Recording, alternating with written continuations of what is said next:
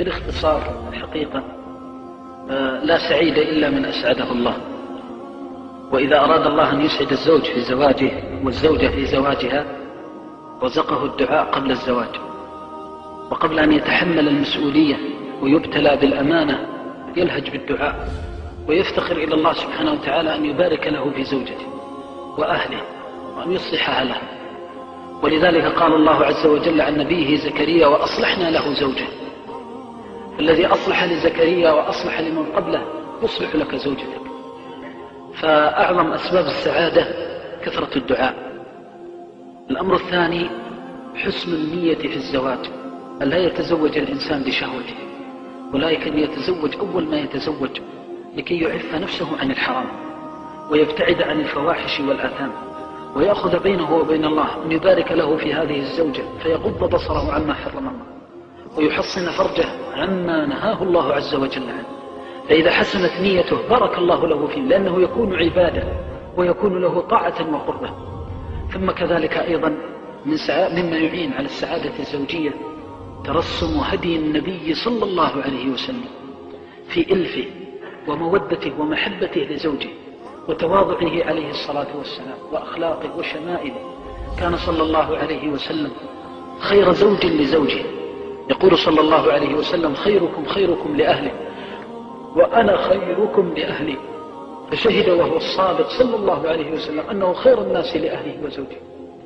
فكان إذا دخل من البيت بمجرد دخوله لا يدخل وفي قلبه على أهله شيء، حتى كانت أم المؤمنين رضي الله عنها وأرضاها تقول: كان إذا دخل لا يدخل من وجه الباب، لا يدخل من عرض الباب، يتخون أهله صلوات الله وسلامه عليه، حتى في كيفية الدخول. وكان إذا دخل عليه الصلاة والسلام ابتدأ بالسواك حتى لا تشم منه إلا رائحة طيبة، لأنه طيب فطاب صلوات الله وسلامه عليه وطيبه ربه. فكان يتفقد المشاعر والأحاسيس. إذا خرج إلى الأمة وقف على منبره فأخشع القلوب لربها، وقاد جحافل الإيمان لنصرة القرآن والدين صلوات الله وسلامه عليه.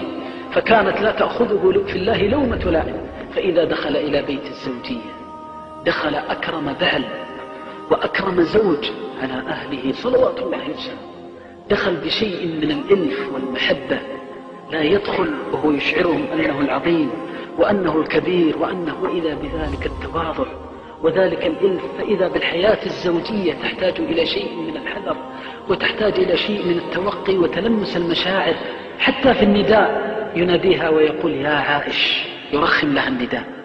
حتى إذا نادى وما عاب طعاما بين يديه قط أبدا صلوات الله وسلامه، ولا سب ولا شتم امرأة، بل ولم يسئ إلى أحد بلسانه صلوات الله وسلامه.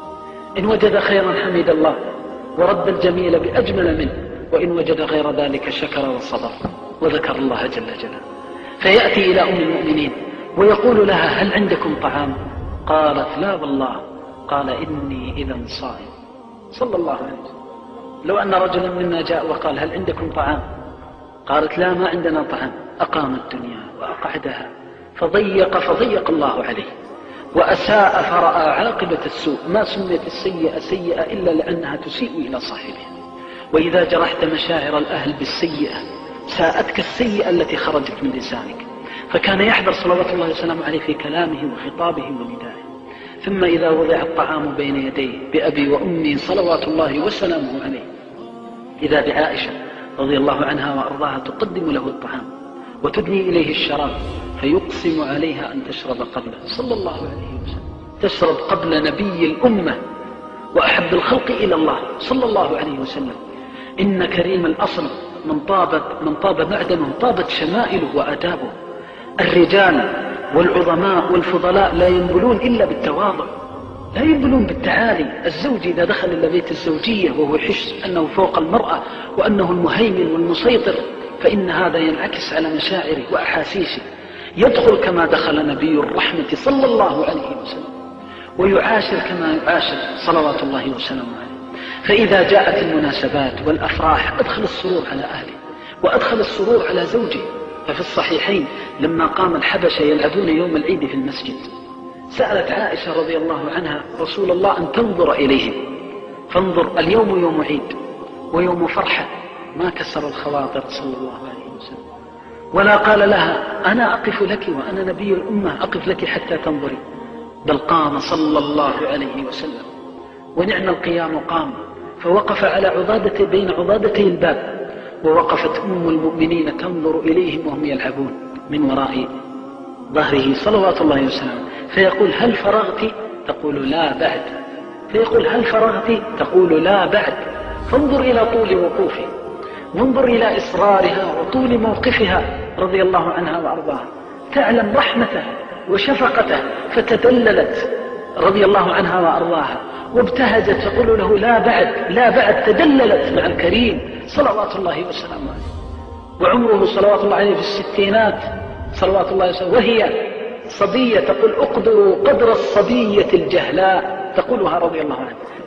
نريد من زوجاتنا أن تكون الزوجة موطأة الكنف كثيرة الإحسان والتبع لزوجها، ولكن لا ننظر بالذي قدمناه لأزواجنا، وبمجرد أن يفكر الواحد منا في حسن العشرة جاءه الشيطان من شياطين الإنس والجن فأقام له الدنيا وأقعده، وقال له إن أحسنت إلى زوجتك فإنها تؤذيك في مستقبلك، إنك إن تواضعت لها ركبتك، وإن تذللت لها أهانتك، وإنها تفعل وتفعل، فلا يزال القلب يمتلئ بسوء الظن في الأهل حتى لا يستطيع الإنسان أن يلتمس خصلة من خصال البر مع أهله، نسأل الله السلامة.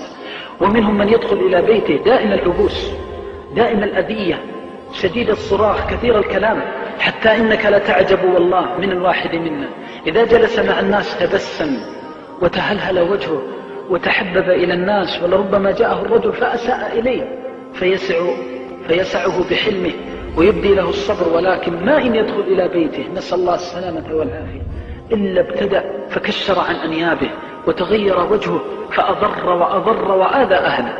لا والله، يقول صلى الله عليه وسلم ما أولئك من خياركم، أي الذين يضربون نساءهم، ما أولئك من خياركم، فخيار الأمة خيارهم للأهل. ما الذي نريد هدي النبي صلى الله عليه وسلم، هذا الهدي الكريم الذي جمعه الله في آية واحدة، وعاشروهن بالمعروف، الكلمة الطيبة، تلمس المشاعر والأحاسيس. ومما يوصى به لاستقامة بيت الزوجية والسعادة أنك تتفكر دائما أنك مديون بالفضل. الرجل الكريم، وهذه من الحكم المعروفة المأثورة، أن الرجل الكريم لا تطيب شمائله إلا إذا تواضع للناس، ومن تواضعك للناس تحس دائما أنك لا تستوجب على الناس شيئا. ولذلك أي إنسان أعطاه الله نعمة وأحس أن له فضل على الناس تعالى على الناس وأهان الناس وأذلهم وغمطهم حقوقهم، نسأل الله السلامة والعافية. حتى كان بعض العلماء يقول إذا حضرت المسجد فرأيت الناس اجتمعوا قلت الفضل لهم أنهم جاءوا، ما يحس أنه ذاك العالم الذي جاء الناس لعلمه وأنه ما ضرنا إلا الغرور. فالرجل إذا شعر أنه هو صاحب الحق وأنه ينبغي أن يكون على المرأة، وأن نعم الرجال قوامون على النساء، ولكن هناك آداب، هناك شمائل زين الله بها أهل التقوى. فإذا لم نكن طيبين بأخلاقنا وشمائلنا لأهلنا ولحمنا ودمنا فلمن نكون؟ وإذا لم تكن بيوتنا مبنية على المحبة والإلفة فأين تكون الإلفة والمحبة؟ ومهما كان من زوجتك من إساءة فاصبر عليها. والزوجة إذا شعرت دائما لما نقول النظر بعين النقص، لا تحس أن لك كمال على الناس، فإذا دخلت البيت ووجدتها قد طبخت طعامها قلت جزاك الله كل خير، وقلت الكلمة الطيبة بارك الله فيك، أحسن الله إليك، هذه الدعوات الصالحة تجد أثرها وخيرها عليك في بيتك. من صنع إليكم معروفا فكافئوه، فالحمد لله أنك وجدت امرأة تطبخ لك، وكم من امرأة تمردت على زوجها. وإذا رأيتها غسلت ثوبك أو أحسنت إليك أو جاءتك بالشيء قلت جزاك الله كل خير. أمام أولادها تثني عليها وتجلها فأولادك يجلونها، ثم هي تقابلك بالإجلال، فإذا بأولادك يحبوك ويحبوها ويكرموك ويكرموها، وإذا بالبيت تنتشر فيه الرحمة وينتشر بينه الحب والود الذي ينبغي أن تقوم عليه بيوت المسلمين، والعكس بالعكس. فإذا أصبح الرجل يحس أنه ذلك المستحق، وأن أقل غلطة من المرأة لا تغتفر، وأنها إذا زلت بلسانها قام فسبها وشتمها، وربما أمام أطفالها وأبنائها. من أعظم العيب وأقبحه أن المرأة تكون بنت 50 و60 وإذا بزوجها يسفهها أمام أولادها. من أقبح العيب والله أن يكسر خاطرها ويهين كرامتها أمام أولادها، وهذا والله ليس من العشرة بالمعروف. راقب أفعالك وراقب تصرفاتك. إذا أردت السعادة تحتاج منك إلى ثمن كبير وتحتاج منك إلى تضحية. كان الصالحون يؤذون من زوجاتهم ويضطهدون فلا يسمع منهم إلا الخير. يقولون إن زكريا عليه السلام كانت امرأة تسبه وتشتمه وتهينه ومع ذلك كان صابرا. المرأة ابتلاء من الله، ولربما يبتليها الله بك حتى بالاحتقار وأنت كريم.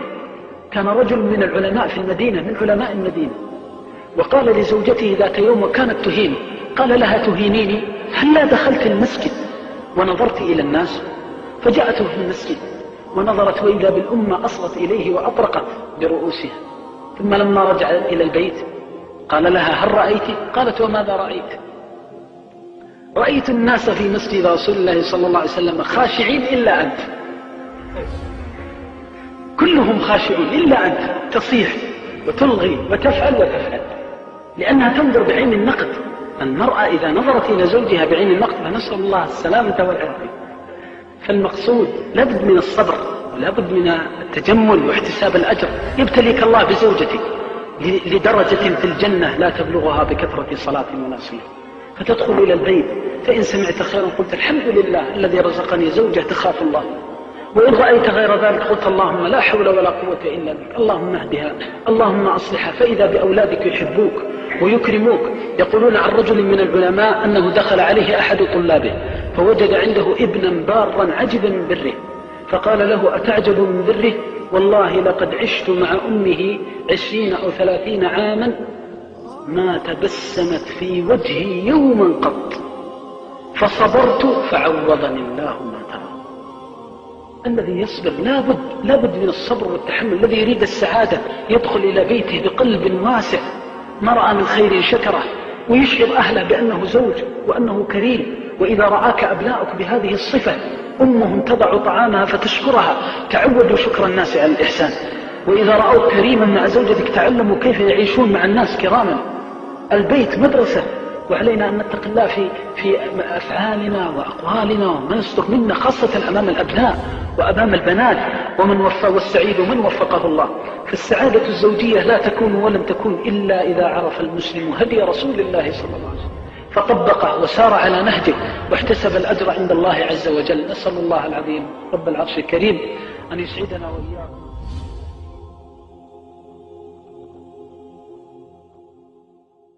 أعوذ بالله من الشيطان الرجيم. بسم الله الرحمن الرحيم. ومن آياته أن خلق لكم من أنفسكم أزواجا لتسكنوا إليها وجعل بينكم مودة ورحمة إن في ذلك لآيات لقوم يتفكرون.